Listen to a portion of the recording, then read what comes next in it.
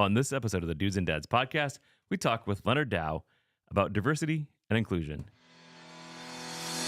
You're listening to the Dudes and Dads podcast, a show dedicated to helping men be better dudes and dads by building community through meaningful conversation and storytelling. And now, here are your hosts, Joel DeMott and Andy Leonard. Oh my goodness, Andy, how you doing? It's Sunday. It's Sunday. I'm doing good. I'm so glad. Hello, friends. Welcome to the Dudes and Dads Pop Quiz. I keep saying that. Dudes and Dads podcast. Glad to have each and every one of you here.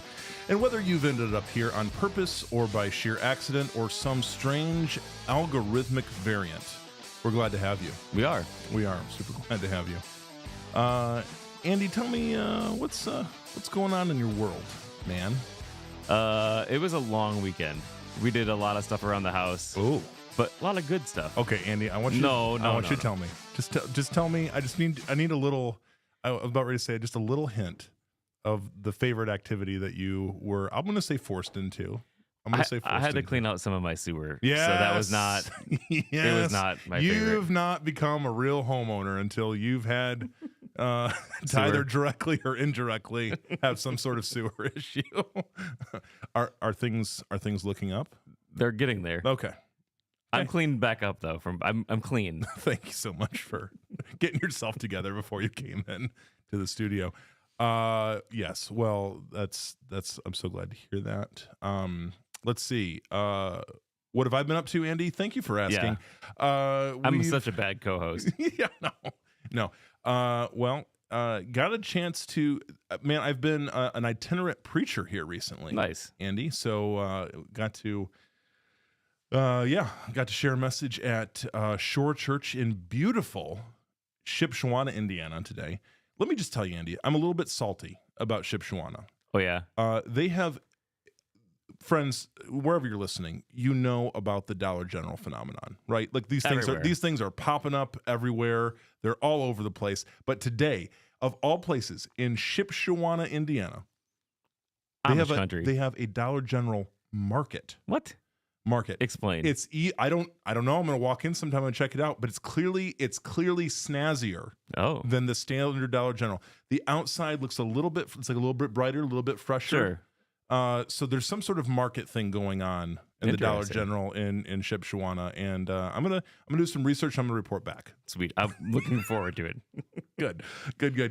Well, hey, Andy, we are so grateful for the many people that support us, but specifically we want to say thanks to our friends at Everence Financial. Support for the show comes from Everence Financial, helping members invest in what lasts through financial services with impact. More at everence.com/Michiana. Securities offered through Concourse Financial Group Securities Incorporated, member FINRA SIPC. Awesome. Well, today, as I alluded to in the intro, we have Leonard Dow with us from Everence. Leonard, welcome to the show. It's good to be here. Thank you, Andy. And Leonard is reporting from his son's dorm room, which for our live viewers, we just wanted to clarify because it looks like Leonard has been banished to some concrete jungle somewhere. Which wouldn't be too far off the truth, but in this case, this is a show for Dad, so we've all been sent to the basement at some point. Right. Yes.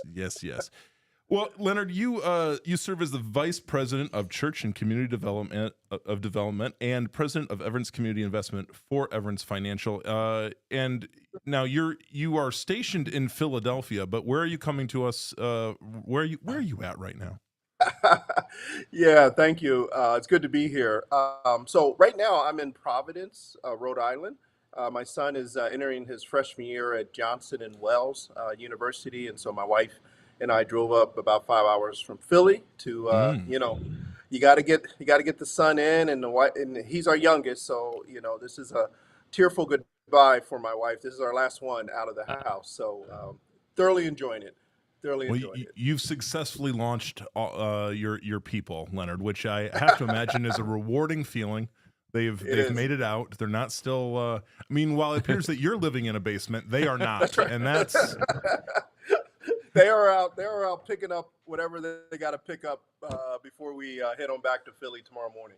Beautiful. Beautiful. Well, Leonard, as we always like to do, just to start off to get to know our guests more, and then we'll tiptoe our way in. We'll get into the deep end of the pool soon enough, right, Sure. Andy? Right. Yeah. But just tell us about yourself. I guess first of all, we'd love to do the dad stats, as we like to say. So tell us about your family. We already know he has a youngest kid that's in college. We do. So we've started there. But tell us about the family. Whatever you want to share with us. We just want to get to know you better on that side. Hey, I'll be honest, this will be the highlight of my contribution to the podcast, my family. So we're blessed with 3 children. My oldest, Carmela, she is living in Philadelphia, an area of the city called West Philly. She Born works and raised? Born and raised. No, it was Mount Airy, but she's now in West Philly. Yeah. And she works for a trend company out of London, and does a lot of trend research around fashion and design. And then our middle one, Marcella, she's up in New York City, or where I'm at now, down in New York City at Columbia University, getting her master's in speech pathology. And then my son, as I mentioned, he's a freshman here at Johnson & Wales, going to be studying something with animals. Not quite sure what. I wasn't in on that decision, but I was in on the debit that came out of the account for the fall semester. Absolutely. And then my lovely wife, Rosalie, Rosalie Rolondow, actually Dr. Rosalie Rolondow, she teaches at University of Delaware in the education department. She now is in more so on the admin side, working with student scholars. Awesome. The last couple of years. So yeah, so I've married up, man. I I've been blessed, and we've been married. It'll be 33 years. I hope I'm right, because this is recorded, right? Yeah, it's on the record. You bet. You'll join the many guests, including Andy and myself, who have paused and or second guessed ourselves. See, listen, I have the marriage thing down, but it's always the kids' ages that I mess up. I'm always like, Oh, how old are my kids? Yeah. Don't do it. Don't do that to me. Don't do that to me. So we live in Philly, live in Philadelphia, where I grew up my whole life. There was parts of time where I was in college and other times a year or two, but always boomerang home, which has been a wonderful challenge, as my wife now loves Philly, but she grew up in Puerto Rico. Okay. So so my goal is the bucket list is to retire whenever that comes, back home in Albonito, Puerto Rico, or close to it, in the later years. I like your life goals, man. That's beautiful. But for the record, I'm not planning on doing that anytime soon. Yeah.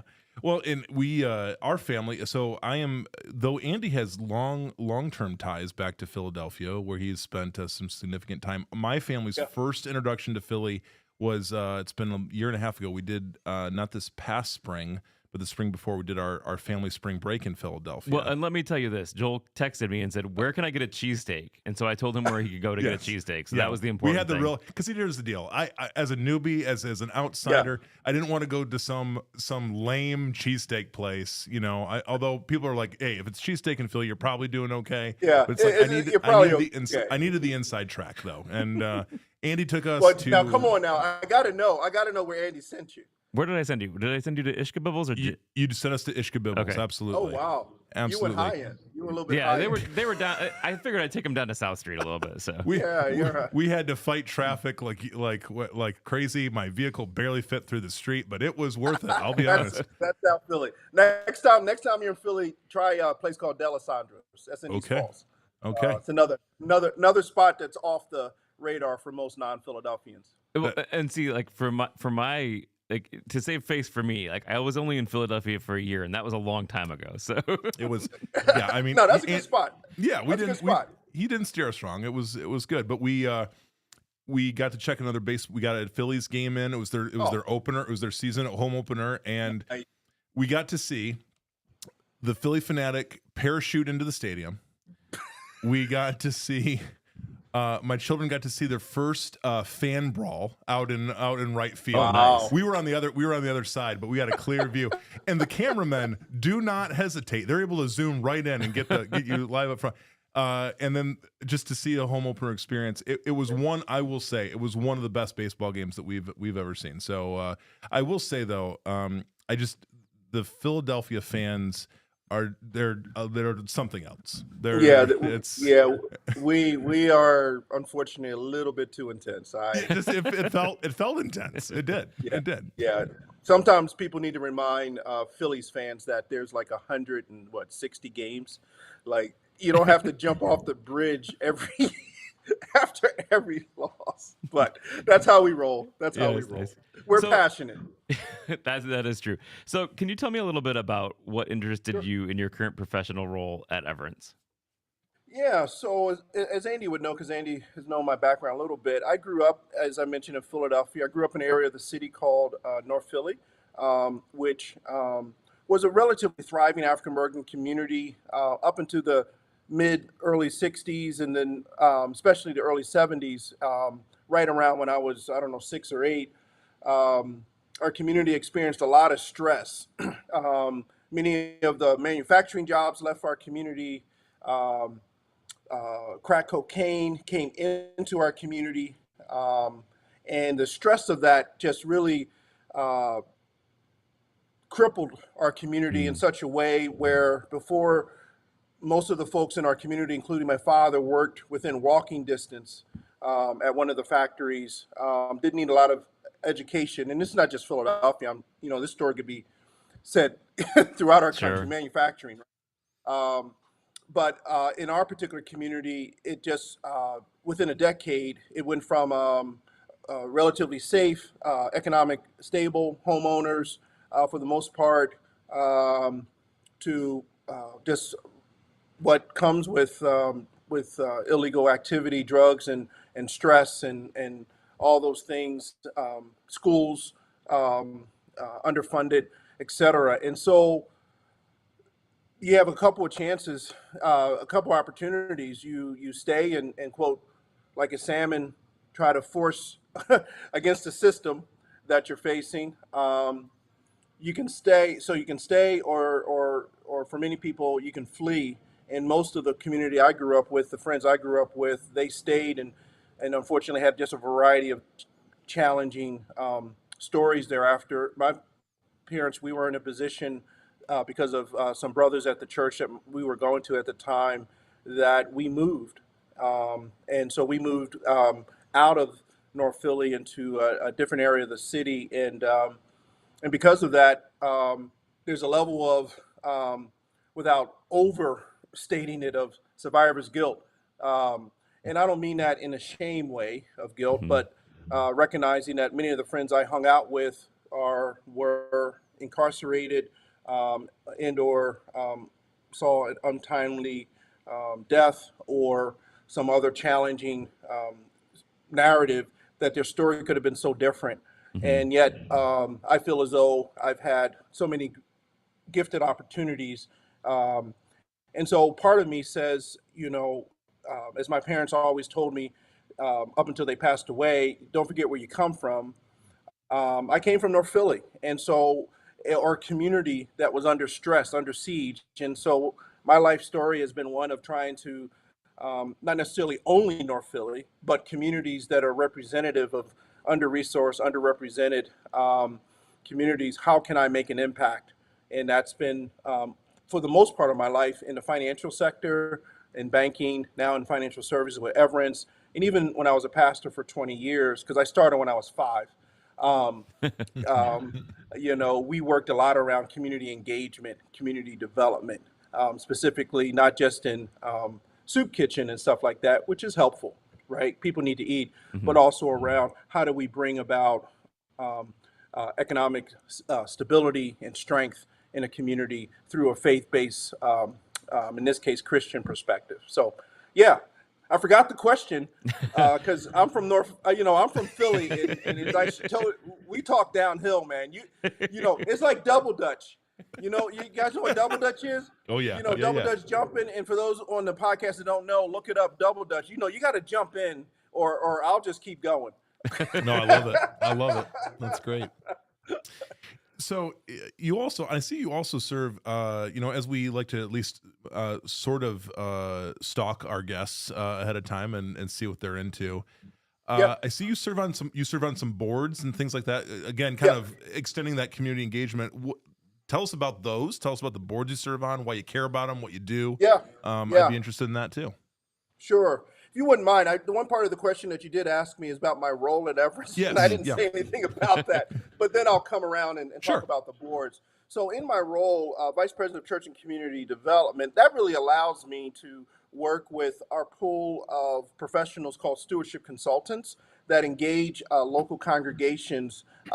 We at Everence serve up I would say up to 35, 36 different denominations in the congregations within those denominations. And we have a pool of professionals that we refer to as stewardship consultants that help congregations wherever they are in their stewardship journey. And so I provide some resourcing for them. And then in my role with president of Everence Community Investment, this ties into my work in Philadelphia, where Everence we opened up our first urban location there in Philadelphia, in the area of the city called Kensington, along with building our capacity and other financial services. But ECI is our attempt at having particular specific funds set aside for LMI, low moderate income communities, because of a variety of reasons that we don't have one podcast to talk about, but I think I'll touch on it later through some of the questions. In historically underserved, under-resourced communities, access to credit outside of predatory credit options is desperately needed. And so we're working at trying to figure out how we can do that in a sustainable way. And we're on about a 2.5 year journey in that role. In ECI, Everence Community Investment, is that lending pool that we work in tandem with our credit union in providing a variety of LMI, what we call impact loans or impact lending tools. This does dovetail quite directly into some of the boards I'm on, the Brooklyn Peace Center, which is up in New York City. See, I shouldn't have went down there trying to remember stuff. The City School, which is a faith-based Christian school in the city of Philadelphia, providing options. I'm a firm believer in public school education as well as private school education, as well as Catholic school education in an urban setting. People need options, good options, and so I'm part of that. And then the commonplace is a small nonprofit starting similar to what I did over in my time at Oxford Circle Mennonite Church, starting a nonprofit that allows them to find out what is already activated and active in a community, but then bringing along some things around faith focused, such as a daycare, such as after school programming, things like that. And so I'm on the board of those three. And if I'm on another board that I forgot about, sometimes I can get in trouble and overextending myself. No, I think you've named the ones Yeah. that I saw that I was just interested in, and so Yeah. I really, I mean, I hear from you that there's kind of a, for you personally, and I'm wondering if you, it seems to me that your personal mission, what you do, it probably reflects your vision for this. That there really is a multi-layered, kind of multi-pronged approach to, because we were talking about urban renewal. We're talking about investing in communities. Someone who has grown up here in the Midwest and is, I was born in Michigan. We live here close to South Bend, Indiana, where it was a similar story. I mean, you've kind of said Studebaker, the industry that was here into the 60s, and then that all went away, and then the town really turned really turned in a completely direction without reliable work. I'm a Michigander originally, so the story of Detroit, which is Detroit's making a comeback. My parents lived in Lima, Ohio for a while, and there's another kind of a Rust Belt extended city of a lot of industry left that area. I wonder, from your perspective, I'm sure you've seen because when I drive through those places and when I've seen those places, I Yeah. think to myself, just as a normal like citizen, as a normal, whatever, I go, Yeah. how in the world will we ever get back Mhm. to maybe not the good old days, but how will we see maybe a new future for these places? How will is it even possible? Or maybe, and the thing is that I don't even know about, I do know because I follow some of the things that have happened in Detroit, specifically when they're trying to get back online and improve some things. What have you seen that's working in these communities? Because man, if you just walk through some of them and you kind of see the de-urbanization and you see Yep. blight and all of those sort of things, it can feel kind of like a monumental task. I think. Sure. No. I mean, everything you said, uh, I've either engaged in conversations or being a pastor in an urban setting, even now with our location in a challenging community, parts of the community, not all, but parts of the community of Kensington, due to the opioid crisis being played out there in parts of that area of Kensington. In fact, what you said reminded me of a conversation. I was about a year into my role here at Everence, and I was in one of those Midwestern states. Once you get me west of Pittsburgh, I put them all in one big. No, I don't. But I think I was in Iowa, to be honest. I think it was Iowa. But the gentleman, he wasn't as well versed in language as you are, I don't think, or as culturally sensitive. He basically just came up to me and said, "Hey, Leonard, I know you. I kept up on you. I love what you were doing at Oxford Circle. So glad you're at Everence." But he said, "You know what? I was in Chicago in whatever years he was there in Chicago. He was maybe in the 70s, and now when I go back and I see that community, I need to understand why." He pointed it more directly at race. He said, "Leonard, Mhm. why can't you, as if I lived in Chicago, but why can't you or your people have good communities or quality Yeah. communities?" Hmm. I mean, he just, Yeah. I mean, Hmm. it went from him patting on my back to him kicking my butt. Like Yeah. it was Yeah. so quick. It was Yeah. so quick, and embarrassingly, because again, you don't know me well, but you know that I can put a lot of words together in my brief conversation. He caught me off guard. Mhm. I didn't have a I didn't have an answer, and I had a lot of shame that initially came on as if I'm carrying, like, as in my Christian faith, Jesus died on the cross. Here I'm Sure. trying to carry, I'm Yeah. trying to Yeah. Right. carry it. Right. And Yeah. and he happened to be a white brother. And what he was trying to get at is what you were stating in a very appropriate question in a very broad sense. And I said, you know what, I need to figure that out, at least to the level that I can have some comfort and engage in conversations like this. Hmm. So one of the things I would say before we start trying to figure out what we're going to do, how we're going to fix it, I think there's got to be greater analysis on how we got there. Hmm. Mm.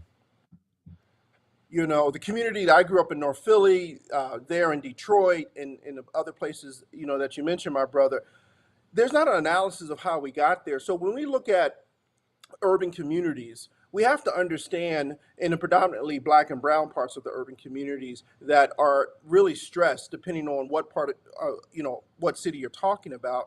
We have to kind of do a quick study of how did we get there? Because there's been some intentional ways that the communities that are stressed and are struggling are doing that because that's how they were designed to do, from my Mhm. perspective. Hmm. Mhm. So when we look at our history of redlining, and we understand that redlining was part of uh, our nation's infusion of cash, of investment after the Great Depression, as a way to strengthen that. The New Deal came about, and mortgages came about, and middle class. Actually, it worked to some extent. Even those who say that was a terrible idea, many benefited from being able to build these mortgages and build their wealth.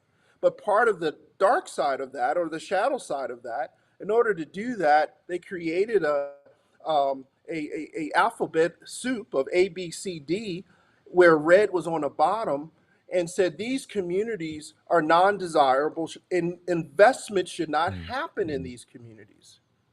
And as a result, they were redlined, literally, as Mhm. both of you are probably aware. Mhm. Well, if you look on a red line map of 1920 or 1930, and you look at the communities that are struggling today, there's a direct correlation. Mhm. They're still under-resourced. There still are the places where underfunded school. There's still food deserts, etc. So there's pockets within that redlining, like the block or two that I grew up on in North Philly before the manufacturing jobs moved out. And then you look at World War II and you look at the GI Bill. Again, major cash infusion for those who served. But people like my father who served in the Korean War um, could not get access to those same funds for a mortgage, Mhm. for a undergrad degree as well. And there's a variety of reasons why. So I know for some in our current context, looking back is only allowed if we can look back on those things we want to celebrate. I recognize that. But we also have to recognize what we're in some of our communities, they're actually designed in it for that to be the type of community that it is. Now, once you go back and take a look, you then need to begin asking questions around, okay, how do we strengthen what is here? How do we sit and engage with those who are suffering, who are struggling? And how do we look at investment for the long haul? It took us so many years to get here. It's going to take us a few decades for some of these communities to move out. And I can get more specific if you want, but I think I've talked way too long on that one question. No, No, that's good. yeah. That's good.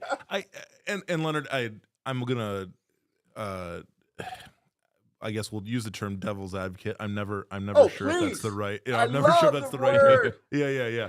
But you know, I, because when you use, there's a big pushback in certain spheres, and we would know this within our church communities as well. There's a big Oh, yeah. pushback anytime we're talking about anything that's systemic, right? Like a claim of any Yeah. systemic, ongoing systemic thing. Yeah. Because Yeah. they'll say, well, okay, we're not redlining now. There are no policies of redlining. You know, like I've heard that. I've heard people Sure. say that, Sure. and maybe what I would just like to hear from you on is to say, Yeah. because there's a general sense of we don't have these exact policies in place anymore. So there's no excuses for XYZ community or XYZ people group Yeah. to still be in the situation that they are when Mhm. they have new opportunities now. Now it's it's a new day. We're in the 21st century. Yeah. There's new opportunities, new social awarenesses. So everybody just needs to quit whining and and just step up to the plate and live their best life. What and again, that's a broad brushstroke, and probably someone who is listening is like, you did not nuance it appropriately. But I'm hopefully you No. hear me when I'm saying what I'm getting Oh, I at. hear it. Oh, What I hear it. what I hear it. now? Here's the deal. I think we can respond to that question in a number of ways. Some that are not helpful and that just kind of continue the antagonism, so to speak, in Yeah. that conversation. And then there are others that I think faithfully help bring people along to understand, which my sense is that's the conversation that you want to have. That's where you come Yep. from. Yep. But what would the response be Sure. to this devil advocacy that I've thrown out here? No, I appreciate, I don't know if the devil advocacy part, but I appreciate the pushback. That's the language I use, the Mhm. Yeah. pushback. Yep. I'm a pushback. I'm 59 years old. In my lifetime, the Civil Rights Bill, voter rights, and forget the third one, happened during the 60s. So in my lifetime, so 59 years, up until that point, all the things that we were just talking about was legal. Mhm. Mm-hmm. So in one lifetime, we now have laws that does say redlining is illegal. But in my lifetime, it is very difficult to build wealth that some people groups have had generations to build. Mhm. We need time. Yeah. Now, there are some of us, myself included, who have had opportunities and we've taken advantage of those opportunities, but overall, when we look at the poverty rates and we look at the wealth gap and all those type of things. There's only been one generation that has not been legal to use race as a barometer for me, for my access to what other people groups in the majority culture have had for 4, 5, 6, 7 generations. I was out in Kansas, again with my work in Everence, and was talking about the Homestead Act, which occurred immediately after Emancipation Proclamation, and just talking about how the Homestead Act was offered for those who wanted to go west to stake land, and not just land, but they then got the rights to the land, but they also got education and all those things associated with it, so that they could build and work the land. At the same time, post Emancipation Proclamation, African American population was given a bank, which is the most tremendous irony when you don't have resources. Because at one point you were property, now you're being told to produce, pull yourselves up by your own bootstrap. We were given a bank. We were not allowed access to the Homestead Act, nor some of the other cash infusions from the government. So what I'm trying to have people understand is create awareness as to how our communities have gotten to where they are. And when we have had successful communities, places such as Tulsa, Yeah. places in Florida, we have the Red Summer, in which whole communities that were thriving, despite all the challenges that I just talked about, Yep. they were destroyed. Yeah. So, so I'm not here to pull on anyone's heartstrings. No, I'm here to make people aware so that when they start engaging around what can we do, they understand that some of the roots and the challenges are deep. So the conversation has to be deep. Our prayers have to be deep, and our resolve has to be deep. It's not going to be a feel good emotional high. It's the journey, within the Anabaptist tradition, there's a song, the journey is long. Yeah. And so, in my lifetime, I recognize some of the things I want to see happen in communities that I grew up with, having a restart, a rebirth, may not happen, but I still have to do the work. Yeah. And I do it joyfully. I would say I do it singing, but this brother can't sing. This brother cannot sing. Cannot sing. Well, and gosh, within our Anabaptist communities, that can be a challenge. You can be outed quickly. Can be outed quickly.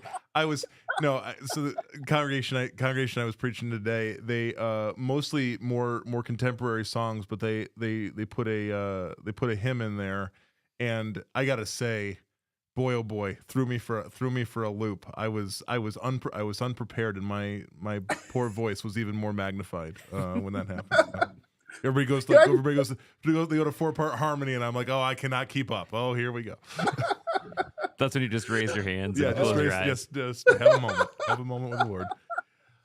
Let me just put one more caveat in there. I mean, one observation that could also be helpful is, I think within our worldview at times we've fallen into this false narrative, and it's in the book The Sum of Us, of a zero-sum game, where our historical narrative has placed us in this uncomfortable position at times to believe the lie. I think it's a lie, that in order for one particular group to thrive, another group has to suffer.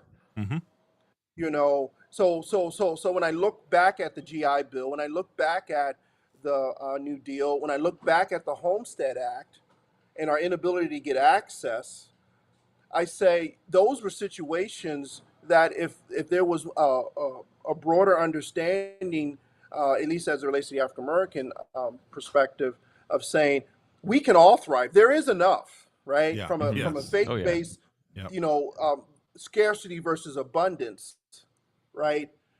In no way am I asking for more, We're just asking for equitable access. Hmm. Yes. Um, Yes. Yeah. and so I think a point forward would be, how can we move away from this false narrative that says, you know what, if my community, wherever you are, in order for us to thrive, that means that side of that city or that side of my community can't have, Hmm.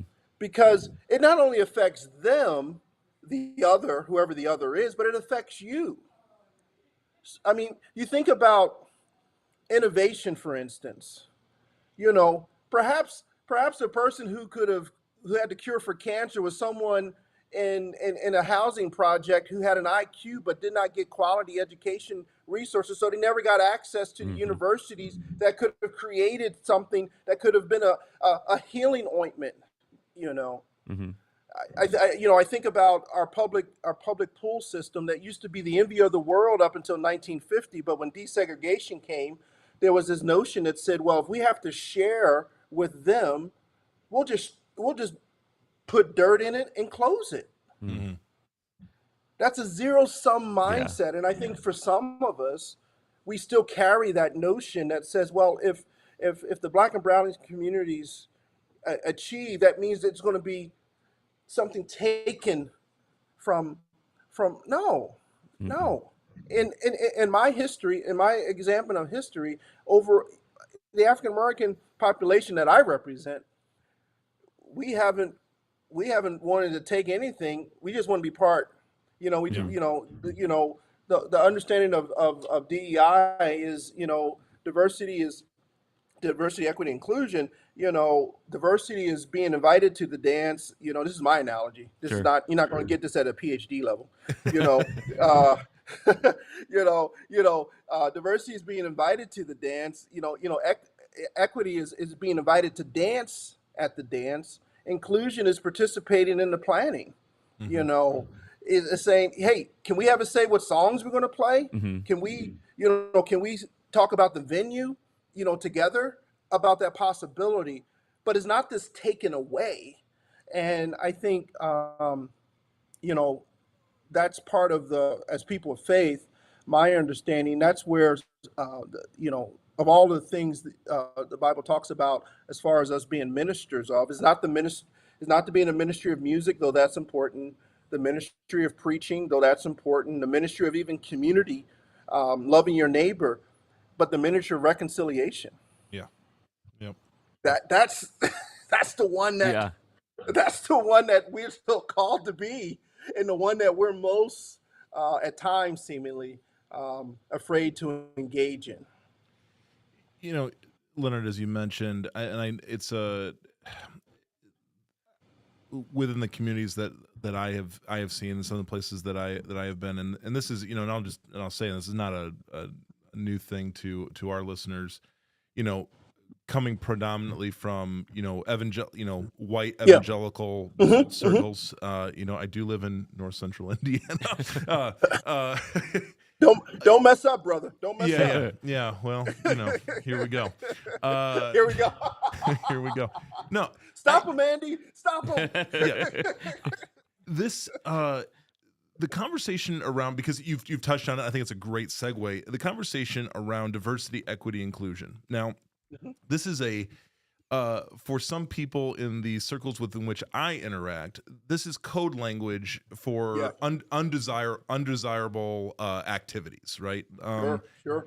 And and I think for some who are not saying, listen, keep those people there, we'll stay here, like, who are not coming from that perspective, not coming from The zero. Yeah, they're not coming from the zero sum game. yeah, they're not coming from a perspective. zero sum. Um, there is still a concern or a worry around. I think, okay, when we talk about diversity, well, to what Mhm. end? To what end? What is the goal when we Sure. talk about Hmm. equity? To what end? What would we say? Because these are all like diversity, equity, inclusion, all three words that, like, yeah, should we be diverse? Yes, Right. absolutely. Should there be equity? Yes. Should we be including people? Yes. Like, no one argues those things. But when the rubber meets the road and we get deeper into it, depending on who's interpreting those things Right. and applying those things, in the workplace, in civic life, whatever, that's where Yep. that's where the fighting begins. Those can become That's fighting words, and those sort of things. And I so love how you've outlined in the great dance metaphor, which I've heard recently and has been honestly helpful to me. Because the moment, in some circles that I'm in, the moment diversity, comes out of my lips. Yeah, oh my, get ready. We're a peaceful people until then. until then. Yeah. Until then. Help me understand, Leonard. I mean, from your perspective and the Yeah. work that you've done, when I ask those Yep. questions, diversity, equity, inclusion, Yeah. to what end? How do we know if we're doing this in a way that's not a zero sum? Because I think it absolutely ties back to what you said. There is a fear that one of us is going to get the short end of the stick, and I'll be doggone if it's going to be me. So, Correct. so let's start the fight. Correct. What's your hope for those things? So so I would put it in, I don't know if they're not three silos. I think they interact, but I'll just talk about it at least in three vignettes. Maybe that's the best word. So first is for my as a person of faith in Jesus Christ, there's this understanding of diversity early on.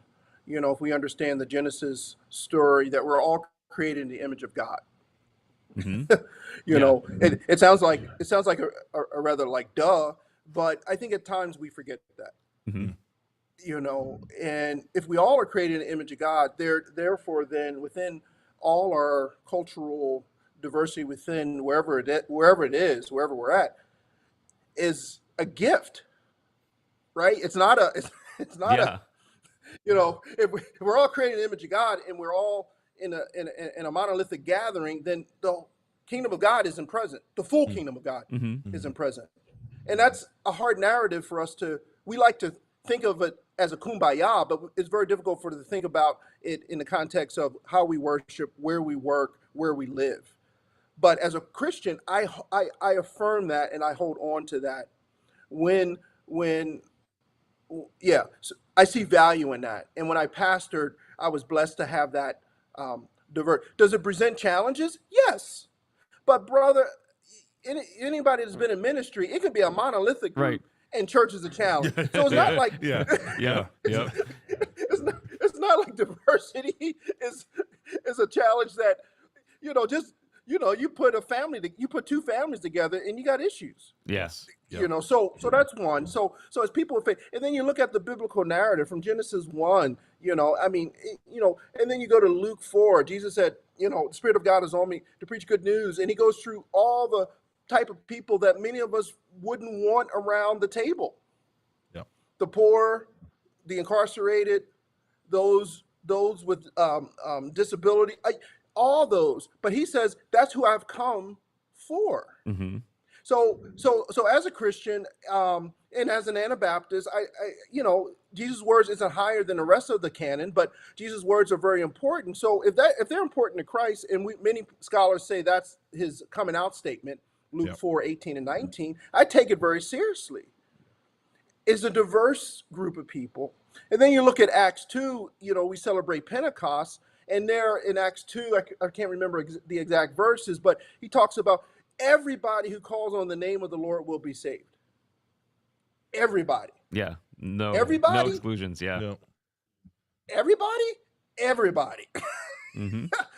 So there's this open call, Jew and Gentile, which would have been even a bigger chasm than what we struggle with here in our great experiment that we call the U.S. Everybody who calls on the Lord will be saved. And so for me, I'm trying to see and engage with people, everybody. Not because I like it, not because it's a political thing to do, not because somebody else has told me to do, but when I look at the biblical narrative, there seems to be a clarion call. And then lastly, the one that's often most used is Revelation 7:9, which I enjoy using it, but then for some folk, they say, well, then in heaven, I can deal with people, and all that. Well, as I used to say at Oxford Circle, this is a dress rehearsal, people. Mm-hmm. Yeah, yeah. If you hate me here, what You're makes you going think you're going to love me Yeah. later? 100%. Right. That's right. I don't get that. I don't Mm-mm. get that. Yeah, yeah. So that's the one vignette. That's going to be my longest one. There's the civic competency vignette. I know there in the Midwest and parts of your listeners, there isn't, at least as it relates to race or one's ethnic background, a great diversity. And people hear what I'll say here in a moment as a threat. It is not a threat. But as we become more diverse as a nation, it's just civic competency for us to become greater aware of the differences so that we can interact in a way that allows us to build relationships instead of build walls. I mean, Mm-hmm. it's just from a civic Mhm. possibility. Knowing one's holidays, knowing one's favorite foods, knowing one's allergies, Yeah. knowing one's, it's just as a neighbor, wherever I live, I want to know how I can interact with my neighbors, especially when my kids, were growing up. So there's this civic competency.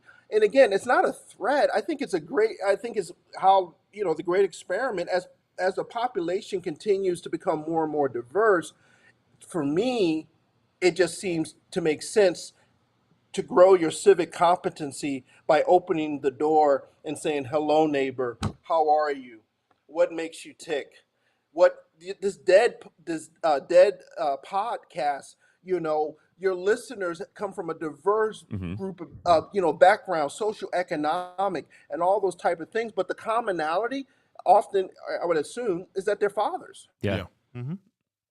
and there's a common narrative being a father as an African American, as a white American, as an Asian American, we can find common language and some synergy around, Mm-hmm. and probably play some pickleball because I'm a pickleball fanatic. You got to invite me back to talk about Oh pickleball. boy. Oh boy. He's caught the bug. He's Oh, caught the bug. I'm a big. And then the third vignette, because I get easily distracted, and this is more from a business model, is the economic viability of your organization. My daughter works in trend research. It's an international company, but she does trend research in the fashion side of things. And and the fact is, companies that want to thrive in the future are companies that recognize that if everyone around the table who makes decisions come from the same community, drink the same water, went to the same schools, and the list goes on, the chances of them being able to get a market share greater than that particular community is very small. So they have to go outside in order to bring in someone with a fresh look, with a fresh face, with a fresh idea that's somewhat different. It's Mm-hmm. not a, what do you call it? It's not a taking away. It's expanding because in a scarcity mindset that says that's taking somebody's job. And a growth mindset is saying the world is bigger than what we have made it up until this point. Let's Mm-hmm. find out how we can be of value and a resource in that particular community. And Yeah. so, this idea of economic viability, think about it. When I was growing up, and um, the Hispanic community in the choices as it relates to restaurants was zero, Mm. none. But now, as that population has wonderfully, they've always been in our communities, but as they have grown, and probably some have now been around some of those decision tables conversations. We have the menus are vast, Mm-hmm.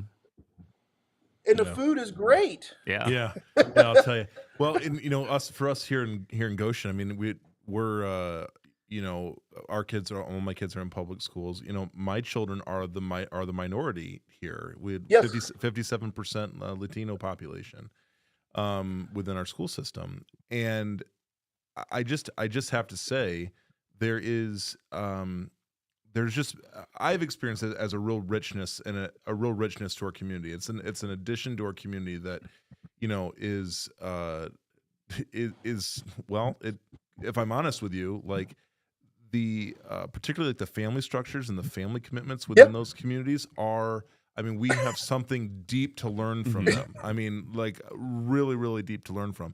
And then Wow. on top of that, Andy and I can go get some of the best Mexican at any point. Yeah.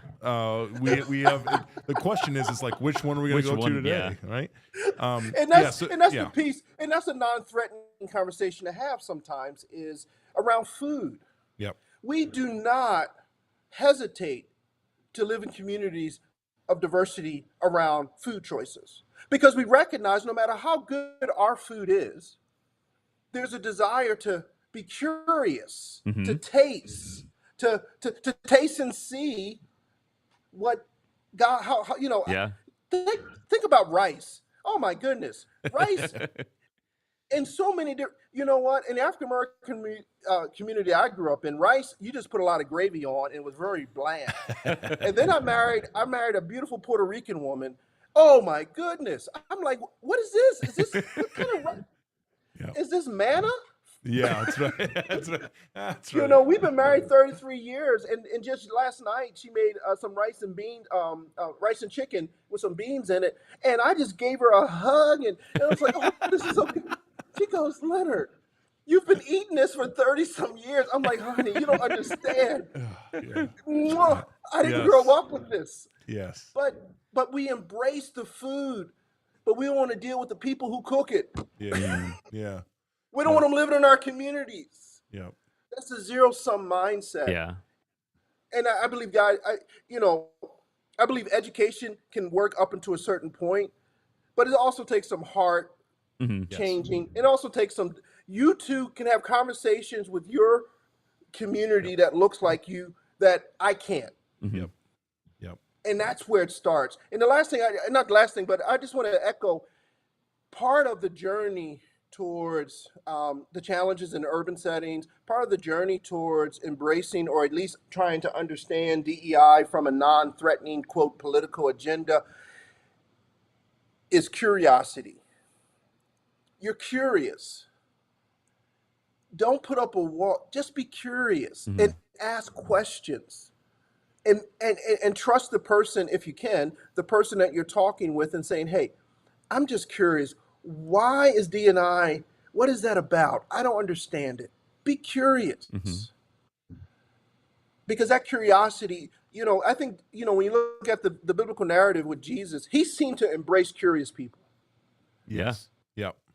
Yep. 100%. Well, he also liked food. All right, Jesus liked food too. Yeah. But he seemed to embrace the curiosity, and people like Zacchaeus who were curious turned out to be transformed.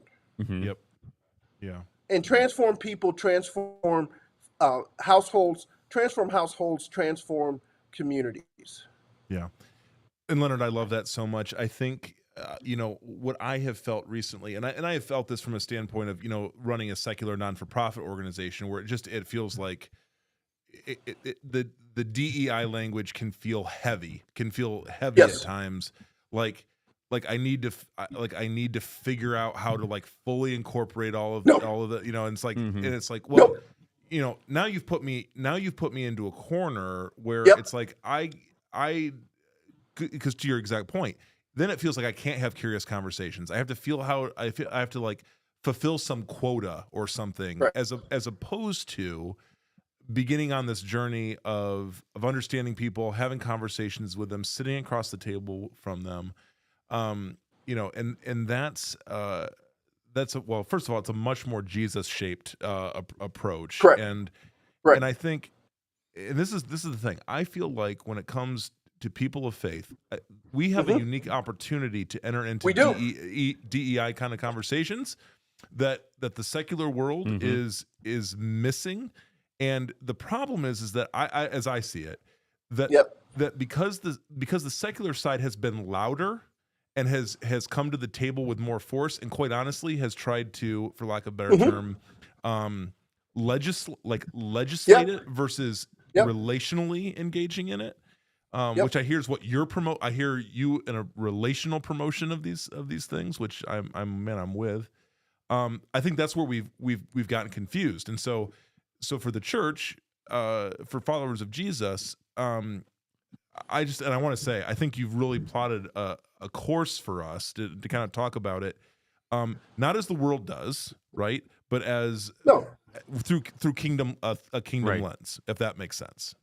I think the world is starving for ways to engage the other, and being able to engage with authenticity, with curiosity, and with the ability. I think if you're authentic and you're curious, where one has to part ways, wherever that parting may or may not occur, it is similar to there in Acts. And I'm going to mess up for those who are scholars, so I apologize. But I think it was Paul and Timothy, not Timothy, Paul and can't think of the other younger apprentice that was with him, and they had to depart. Mm-hmm. Such a sharp disagreement, right? But then later in one of the letters, Timothy writes, because Timothy is the great peacekeeper. I think it's Timothy. He's the great peacekeeper. He writes about he writes about that young apprentice, about him still flourishing. Mm.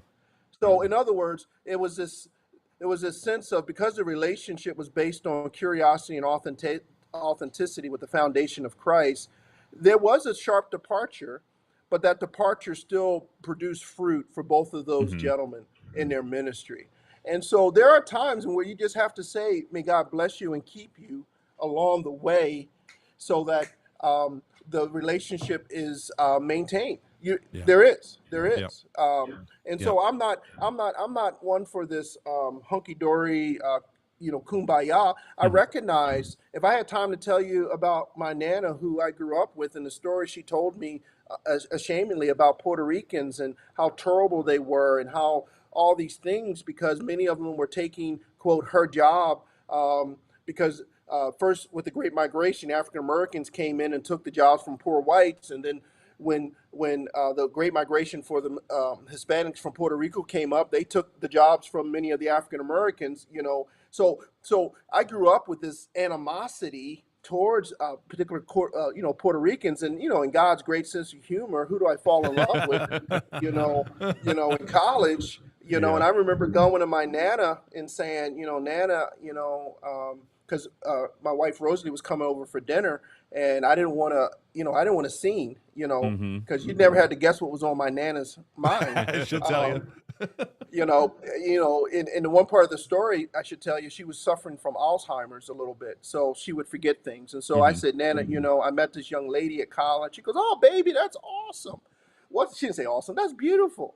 What's her name? I said, Rosalie. She's like, "Oh, just like my cousin Rosalie." I was like, not exactly. And I said, Nana, I love you, and I think this young lady might be the one, but I need you to know she's Puerto Rican. Silence. Ooh, Mm. yeah. And then my nana goes, "I love Puerto Ricans." So I took it like either her Alzheimer's kicked in and she forgot, or she loved her grandson Mm-hmm. Yeah. and she recognized, you know what, I gotta swallow my pride here. Mm-hmm. Mhm. And maybe I Yeah. was wrong. Yeah. In any case, I said, "Thank you, Nana," and ran out of the room. Yeah, that's right. That's all the blessing So, you Yeah. needed. so we all have our baggage. We all have these dysfunctions, and we all have the systems telling us that we're to hate the other, or the other has come to, quote, take whatever. And I'm here to tell you that in God's economy, there's enough. Mm-hmm. That our God's a God of abundance. And in my experience, when I have been most generous, when I've been generous as a steward of what God has given me, God has walked alongside me in ways and blessed me in those relationships, Mm-hmm. and even in my own personal walk. And lastly, I'll just close with, I don't want to say at any stretch of imagination, because part of our challenge, I'm not afraid of the systems conversation. Part of the challenge, from my perspective, are systems, that the zero sum game that's placed us in there. But I do also believe that relationships are the utmost importance. And I think, because of the Holy Spirit that dwells within us, who call ourselves Christian, the church should be leading, and Mm. we have dropped the ball in that. Yeah. Amen. We have Amen dropped and amen. We have Yeah. dropped the ball. So, Yes. so some of you who would watch this podcast may have saw my son peek in because he wants to get back into his Yeah. dorm room here. So I better So- get off this call. Yeah. So quickly, let's do the dudes and dads pop Now it's quiz. time for Dudes and Dads Pop Quiz. All right, thank you, Aaron James. Here we go. All right, Leonard, this is where we just ask you random questions, real quick, rapid fire. You can't prepare for. It's always a good time. Here we go. Let's see, Leonard, if you could live anywhere in the world for a year, where would it be? Durban, South Africa. Oh, Nice. I think that's the I- first South African Yeah. reference. That's fantastic. I have visited there. The water, the Indian Ocean. It's beautiful. The people, the music. Come on now. It's unbelievable. All It's right. unbelievable. which words or phrases do you overuse the most?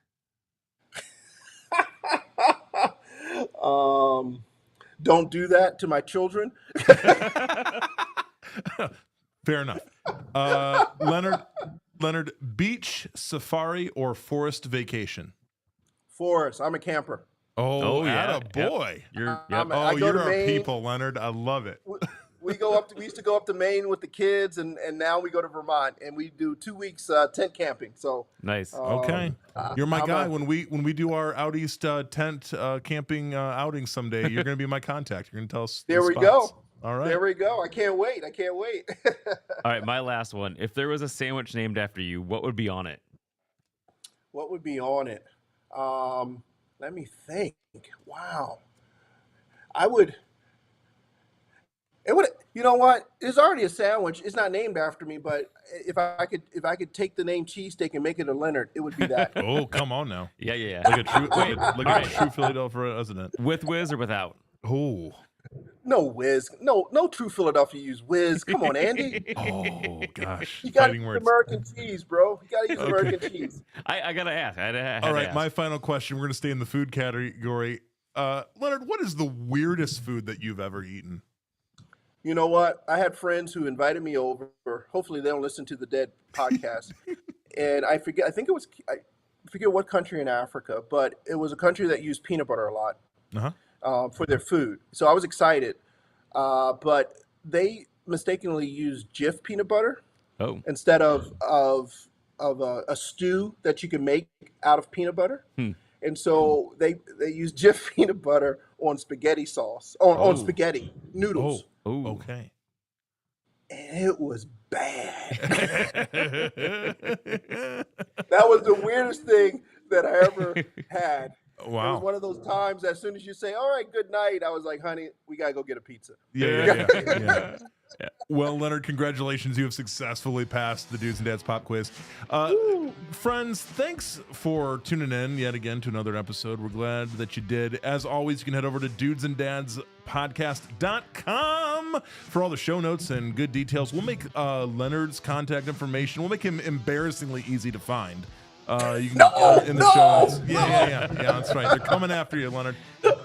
Also, you can send us an email at dudesandadspodcast@gmail.com if you got any great show ideas, comments, or harsh rebukes. We'll take all of them. Yep. Oh, And, you're going to get some. You're yeah. going to get some rebukes. There's some reviews are coming. Okay. Hey, everybody. Until next time, thanks for tuning in. We look forward to seeing you, and we wish you grace. And peace.